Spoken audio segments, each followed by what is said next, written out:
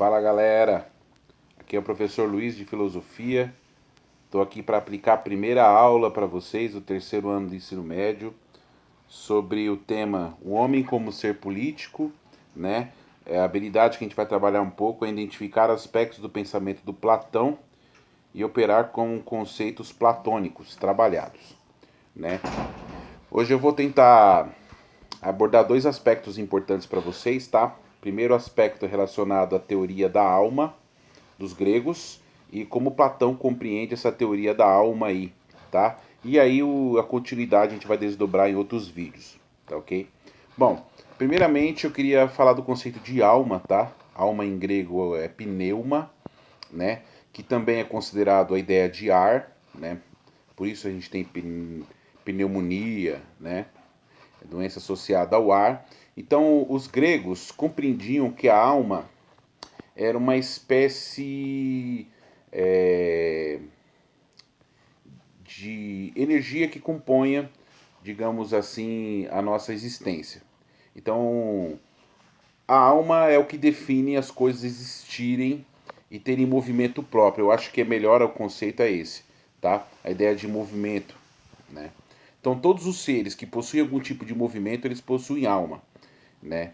E essa alma, né, ela tem três classes, ela é tripartida, na verdade, né? Ela tem três categorias importantíssimas, tá? A categoria mais simples da alma é chamada de alma vegetativa. A alma vegetativa, ela tem a função de, digamos assim, dar suporte para o ser vivo no sentido da existência, da subsistência. Então ela é responsável tanto pela, pelas apetições, né?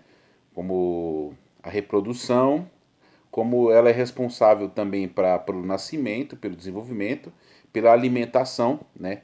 Então a alma ela possui essa categoria. Segundo os gregos, né, os seres vivos que compõem essa categoria das almas são os vegetais, né?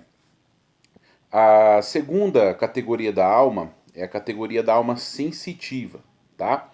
Ela, além de ter as capacidades que a alma vegetativa tem, ela tem, digamos assim, um elemento a mais, que são os sentidos. Ela tem, então, os seres que possuem alma sensitiva, eles, além de reproduzir, crescer, nascer, morrer, né, se alimentar, eles têm a capacidade também de sentir o mundo, né, através dos cinco sentidos aí. Os seres que possuem essa categoria de alma, segundo os gregos, são os animais, tá? Todos os seres vivos, todos os animais, né? Todos os animais que possuem sentidos, eles têm a alma sensitiva. E por último, né? Que seria, digamos assim, o que leva o ser humano a estar no topo da categoria das espécies, é o que eles classificam como alma intelectiva. Né? A alma intelectiva, além de ter a capacidade das outras almas inferiores, né?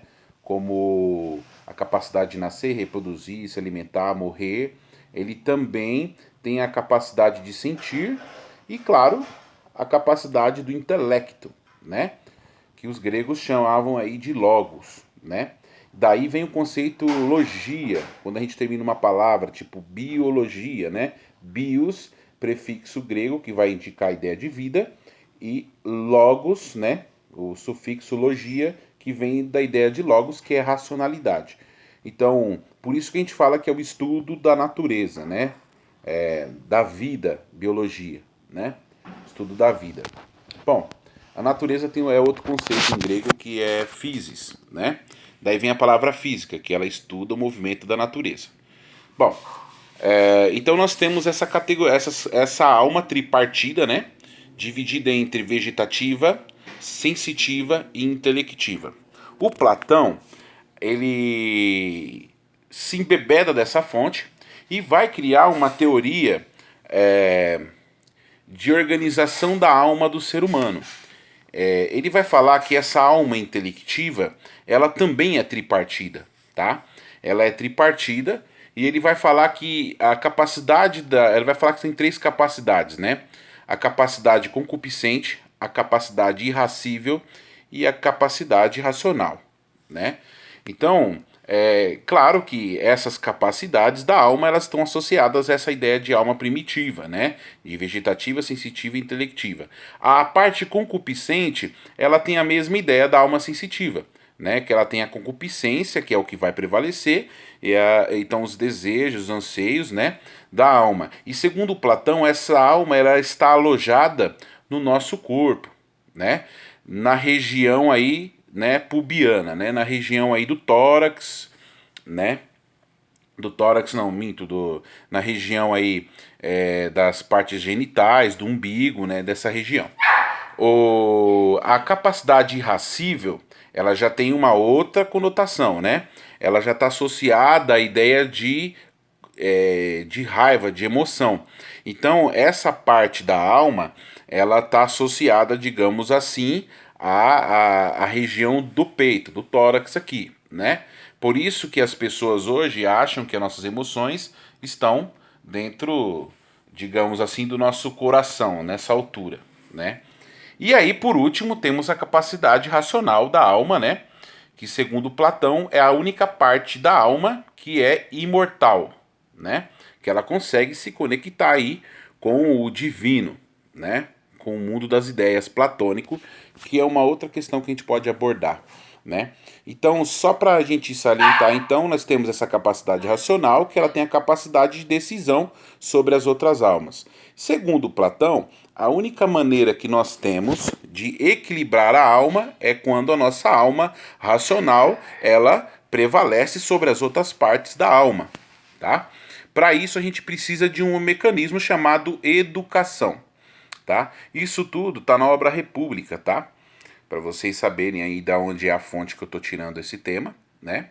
Então, pensando assim, o sujeito, então, ele tem essas três partes na alma. E segundo Platão, é a educação que vai ajudar a gente a saber qual inclinação a gente tem melhor para nós desenvolvermos melhor nossa função.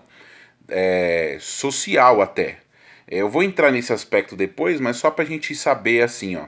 Então, uma pessoa que tem uma alma concupiscente mais elevada, digamos assim, é uma pessoa que geralmente ela está atrelada a trabalhos relacionados, né, à produção, e é uma pessoa que ela coloca em primeiro lugar os desejos, né, e anseios da concupiscência mesmo, dos prazeres. Então essa pessoa ela teria uma melhor inclinação para executar funções associadas a essa área.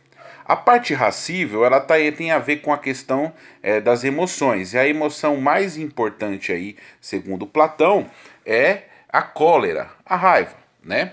E segundo Platão, então com a educação eu consigo identificar se a minha alma está mais inclinada para a irascibilidade. E aí então eu desempenharia um papel social importante nessa função. E por último, né, não menos importante, nós temos aí a razão, que ela, segundo Platão, é a parte mais elevada da alma. Então a pessoa que tem a condição desenvolvida da racionalidade é uma pessoa que conseguiria desempenhar bem um papel social, né, principalmente aí de governo. Então nós temos que, segundo Platão, cultivar, né, o conhecimento, a educação, para que a gente saiba identificar melhor qual é o nosso papel, qual é a nossa função dentro da polis, né? Tem um mito dos nascidos da Terra. Eu não vou entrar dentro do mito, né? É uma anedota importante também, que está na atividade para vocês aí. Mas ela é um pouco para justificar essa ideia de tripartição da alma, né? Porque ele mistura a ideia de ouro, prata e bronze. Na aula que vem, talvez eu faça assim uma referência um pouco a esse mito, um pouco a essa teoria. E aí eu vou falar um pouco para vocês qual que seria a melhor função que cada pessoa deveria desempenhar melhor dentro da polis. E o grande objetivo no final é mostrar que uma sociedade justa seria melhor de uma forma desigual para o Platão. Então, gente, eu agradeço pela atenção, tá? Até mais, até a próxima aula. Vejo vocês no futuro.